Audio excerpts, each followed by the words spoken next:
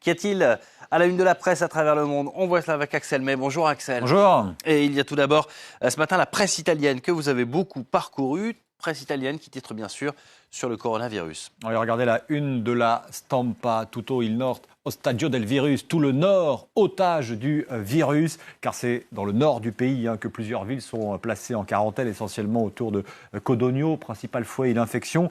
La moitié de l'Italie placée en quarantaine, écrit carrément alarmiste la Repubblica, la Mezza Italia, avec des photos que vous voyez ici de la protection civile, du carnaval de Venise, le carnaval qui a été arrêté prématurément, et puis des habitants de Lombardie qui se ruent dans les supermarchés.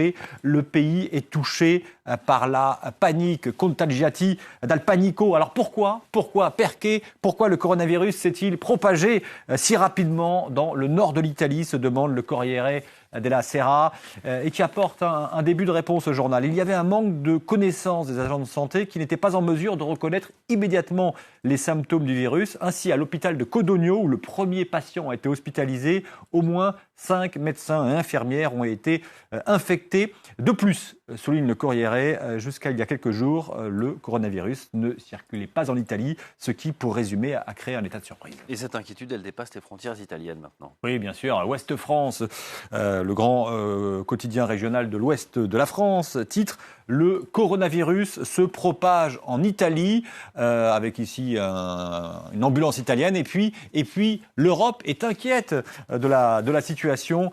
Cette inquiétude que l'on va retrouver logiquement dans la presse européenne à travers de nombreuses unes. En Suisse, Le Temps qui titre sur l'Italie face au spectre du coronavirus avec à nouveau un masque du carnaval de Venise. Eh bien, Le Temps insiste, l'Italie devient le premier pays d'Europe à placer des villes en quarantaine.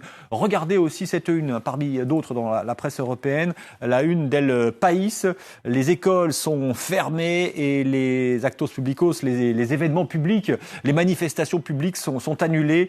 Et Bruxelles, c'est écrit ici, Bruxelles craint la fermeture dans l'Union européenne des frontières intérieures. Et chez nous en France, comment est-ce qu'on réagit ?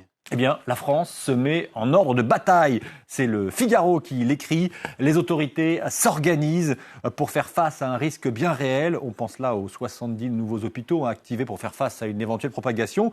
Mais ces mêmes autorités s'efforcent de ne pas inquiéter outre mesure la population. C'est un fragile équilibre, écrit le Figaro. C'est préparer sans inquiéter, rassurer sans minimiser.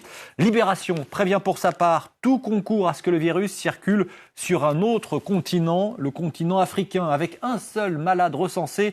L'Afrique semble épargnée, mais dans les colonnes de Libération, le professeur Pierre-Marie Girard, qui est responsable du réseau international des instituts Pasteur, s'interroge sur la réalité de ce chiffre. Un seul malade recensé, vu l'ampleur des échanges entre la Chine et l'Afrique. Oui, et puis de difficiles capacités aussi pour les recenser et les détecter. Libération qui évoque aussi l'affaire Fillon ce matin. Oui, regardez, je vais vous montrer, c'est l'article ici. François Fillon, on devine son visage, les bons filons de la famille Fillon. L'affaire qui agita la campagne présidentielle de 2017 arrive au tribunal ce lundi. Fillon, l'heure de vérité.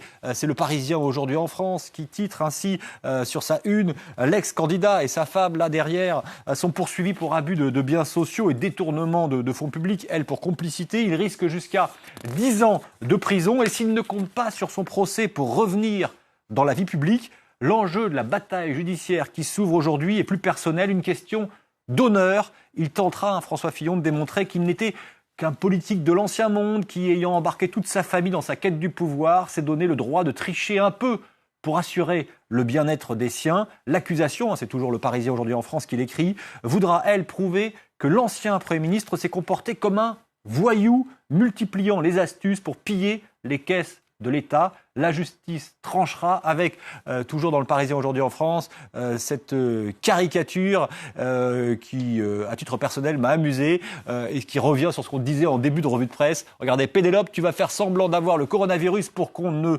comparaisse pas.